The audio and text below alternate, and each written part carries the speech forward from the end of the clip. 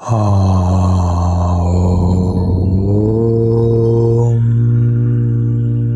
ഗും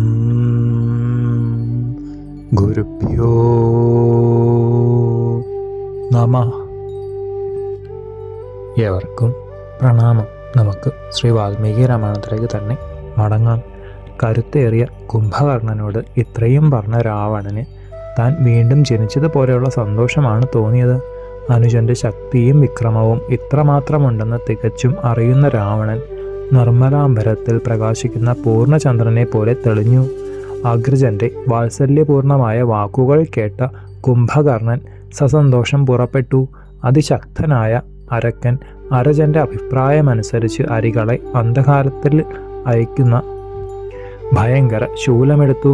കാരിരുമ്പ് കൊണ്ട് നിർമ്മിച്ചതും മാറ്റേറിയ സ്വർണം കൊണ്ട് അലങ്കരിച്ചതും ഇടിമിന്നലിന് തുല്യമായതും ദേവേന്ദ്ര വജ്രം പോലെ കനമുള്ളതും ദേവന്മാർ, ദാനവന്മാർ, ഗന്ധർവന്മാർ, യക്ഷന്മാർ, കിന്നരന്മാർ ഇവരെ മർദ്ദിച്ചിട്ടുള്ളതും രക്തവർണ്ണ പൂമാലകൾ അണിഞ്ഞതും സ്വന്തമായി തന്നെ അഗ്നി വമിക്കുന്നതും ശത്രുക്കളുടെ നിണം സർവത്ര പുരണ്ടതുമായ ശൂലം മഹാതേജസ്വിയായ കുംഭകർണൻ എടുത്ത് ഉയർത്തിക്കൊണ്ട് ജ്യേഷ്ഠനോട് പറഞ്ഞു: ജ്യേഷ്ഠ, ഞാൻ ഒറ്റയ്ക്ക് പോയിക്കൊള്ളാം.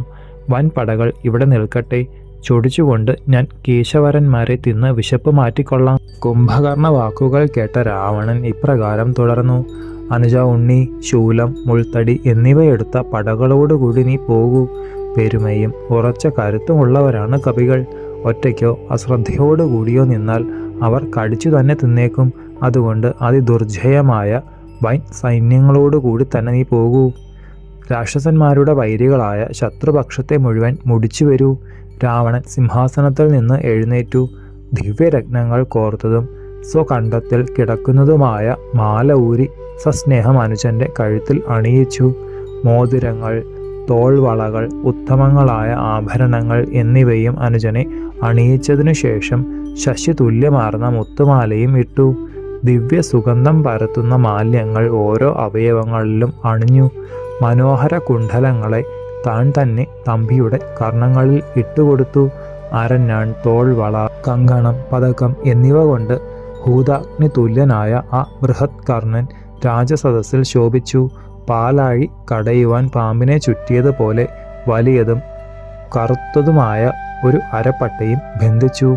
ഏതൊരായുധത്തിനും ഭേദിക്കുവാൻ സാധിക്കാത്ത വിധം, ഏതൊരാഘാതത്തെയും നിഷ്പ്രയാസം സഹിക്കത്തക്ക വിധം ഇടിമിന്നൽ ശോഭയാർന്നൊരു പോർച്ചട്ട ധരിച്ച കുംഭകർണൻ സന്ധ്യാസമയ മേഘമാർന്ന മഹാഗിരി പോലെ തേജസ്സാർന്ന് വിളങ്ങി. ദേഹം മുഴുവൻ സർവ്വവിധ ആഭരണങ്ങളും അണിഞ്ഞ് ശൂലവുമേന്തി നിൽക്കുന്ന ആ രാക്ഷസമുഖ്യൻ 3 അടി കൊണ്ട് ലോകമളക്കുവാൻ തുടങ്ങിയ വാമനമൂർത്തിയെപ്പോലെ ആകാശം മുട്ടിക്കൊണ്ടു നിന്നു. അഗ്രജനെ ആലിംഗനം ചെയ്തു. പ്രദക്ഷിണം വെച്ച് സാഷ്ടാംഗം നമസ്കരിച്ചു. മഹാശക്തനായ കുംഭകർണൻ പടയ്ക്കൊരുങ്ങി. ശോഭനാശിസുകൾ രാവണൻ അരുളി. ഭേരീനാദവും ശംഖുവിളിയും മുഴങ്ങി. നിശിതായുധങ്ങൾ ധരിച്ച രാക്ഷസവരന്മാർ അനുഗമിക്കുവാൻ തയ്യാറായി. ആനകൾ, അശ്വങ്ങൾ, ഇടിനാദമുതിർക്കുന്ന രഥങ്ങൾ എന്നിവ അസുരപ്രഭുവിനെ പിന്തുടർന്നു. ഉത്തമാശ്വങ്ങൾ, മഥയാനകൾ, വ്യാളങ്ങൾ, സിംഹങ്ങൾ, പക്ഷികൾ, പലതരത്തിലുള്ള ഉഗ്രമൃഗങ്ങൾ എന്നിവയിൽ അതിരോഹണം ചെയ്ത അനേകായിരം നിശാചരന്മാർ രതിപര്യനായ കുംഭകർണന്റെ ഒന്നിച്ച് രാവണ നിയോഗത്താൽ പുറപ്പെട്ടു. വെൺകൊറ്റക്കുടയുടെ കീഴിൽ നിശിത ശൂലധാരിയായി സുരദൈത്യ ശത്രുക്കളിൽ ഘോരനും മതമാർന്നവനും ചെഞ്ചോരഗന്ധമാർന്നവനുമായ കുംഭകർണൻ പൂമഴയേറ്റുകൊണ്ട് നടന്നു തുടങ്ങി. കാമരൂപികളായ കൗണവന്മാർ വളരെയധികം പേർ ആയുധമേന്തിയവരുണ്ട്.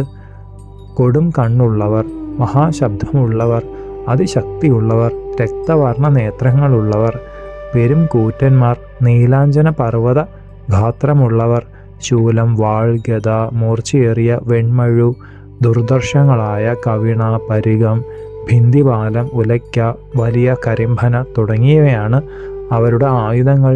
ഏവരും രോമാഞ്ചമുണ്ടാക്കുന്ന ആകൃതി വിശേഷം എന്നവരായി തീർന്നു. 100 വിൽപ്പാട് വണ്ണവും 600 വിൽപ്പാട് ഉയരവുമുള്ളവൻ, കണക്കാക്കുവാൻ കഴിയാത്ത കരുത്തുള്ളവൻ, വണ്ടിച്ചക്രം പോലെ ഉരുണ്ട കണ്ണുകളോട് കൂടിയ രൗദ്രൻ, കുംഭകർണൻ മഹാഗിരിയെപ്പോലെ കൂറ്റൻ, അനുഗമനം ചെയ്യുന്ന വൻപടയെ നിർത്തി കത്തുന്ന അജലതുല്യനായ ആ പെരുംവായൻ ചിരിച്ചുകൊണ്ട് സൈന്യങ്ങളോട് പറഞ്ഞു, വ്യൂഹം വ്യൂഹമായി വേർതിരിഞ്ഞു നിൽക്കുന്ന പ്ലവകോത്തമന്മാരുടെ ഓരോ വകുപ്പുമായി അഗ്നി പാറ്റകളെ എന്ന പോലെ ഇന്ന് ഞാൻ ചുട്ടിരിക്കും. കാട്ടിൽ സ്വച്ഛന്തം സഞ്ചരിച്ച് ജീവിക്കുന്ന വാനരന്മാർ എനിക്ക് യാതൊരു തെറ്റും ചെയ്തിട്ടില്ല. പുരോധ്യാന വിഭൂഷണങ്ങളായ കുരങ്ങപ്പട ഇന്ന് ലക്ഷ്മണനോട് കൂടിയ രാമനിർദ്ദേശപ്രകാരം ലങ്കാനഗരത്തെ വളഞ്ഞിരിക്കുന്നു. ആ രാമൻ ഹതനായാൽ കവികൾ മുഴുവൻ നശിച്ചു കഴിഞ്ഞു. അതുകൊണ്ട് ഞാൻ ഇന്ന് അവനെ നിഗ്രഹിക്കും.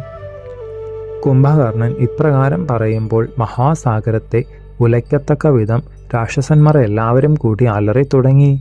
ബുദ്ധിമാനായ കുംഭകർണൻ യുദ്ധകളത്തിലേക്ക് നടക്കുമ്പോൾ വഴിനീളെ ഘോര നിമിത്തങ്ങളാണ് ഉണ്ടായത്. ഇടിവാളിന് തുല്യമായി കൊള്ളിമീൻ ചാടി, മേഘങ്ങൾ കഴുതവർണ്ണമായി, കടലും കാടും കൂടിയ ഭൂമി തന്നെ ചലിച്ചു. ചെന്തി പോലെയുള്ള വായ് പിളർത്തിയ കുറുക്കന്മാർ ഓരയിട്ടു. പക്ഷിക്കൂട്ടങ്ങൾ അപ്രദക്ഷിണമായി വട്ടം ചുറ്റി. പറന്നുകൊണ്ടിരിക്കുന്നതിനിടയിൽ ഒരു കഴുകൻ പെട്ടെന്ന് ശൂലത്തിൽ പതിച്ചു. കുംഭകർണന്റെ ഇടത്തെ കണ്ണും കൈയും തുടിച്ചു. ശക്തിയോടെ ചീറിക്കൊണ്ട് കത്തുന്ന കൊള്ളിമീൻ വീണു. സൂര്യന്റെ നിറം മങ്ങി. ദുർഗന്ധത്തോടെ ചീത്ത കാറ്റടിച്ചു. രോമാഞ്ചം ഉണ്ടാക്കത്തക്ക ഇത്തരം ദുശഗുണങ്ങൾ തുടർന്നുണ്ടായിട്ടും കാലബല പ്രേരിതനായ കുംഭകർണൻ കൂസാതെ കാൽനടയായി തന്നെ മതിൽ കടന്നു. കാറിൻ നിര പോലെ പരന്നു നിൽക്കുന്ന മർക്കട സൈന്യത്തെ പർവ്വതാകാരനായ ആ നിശാചരൻ കണ്ട് ആശ്ചര്യപ്പെട്ടു. അത്ഭുത ദൃഷ്ടനായൊരു ഭയങ്കര രൂപിയെ മുന്നിൽ കണ്ടപ്പോൾ കുരങ്ങന്മാർ സ്വവംശോചിതരെന്ന പോലെ നാലു വഴിക്കും ഓടിത്തുടങ്ങി. ചണ്ടവിക്രമികളായ കപിസൈന്യം ചിന്നിച്ചിതറിയ മേഘം പോലെ ഓടുന്നതു കണ്ട കുംഭകർണൻ സന്തുഷ്ടമാനസനായി. ഇടിനാദ തുല്യം വീണ്ടും വീണ്ടും അലറി. ആകാശത്തു നിന്നുമുണ്ടായ മേഘഗർജനം പോലെ ആ അലർച്ച കേട്ട വാനരന്മാരിൽ പലരും മുറിച്ചിട്ട സാലങ്ങൾ പോലെ ഭൂമിയിൽ ബോധമറ്റ് വീണ് നിശ്ചേഷ്ടരായി. യുഗാന്തത്തിലെ യമൻ ഉലക്കയും എടുത്ത് പ്രത്യക്ഷമായതുപോലെ വലിയൊരു പരിഘവും എടുത്തു വന്ന രാവണാനുജനെ കാണും തോറും കവികൾ ഭയതരളിതരായി തീർന്നു. ശേഷം ചരിതം നമുക്ക് അടുത്ത ഭാഗത്തിലൂടെ കാണാം. ഗുരുപാദങ്ങളിൽ സാഷ്ടാംഗ പ്രണാമത്തോടെ നമസ്കാരം.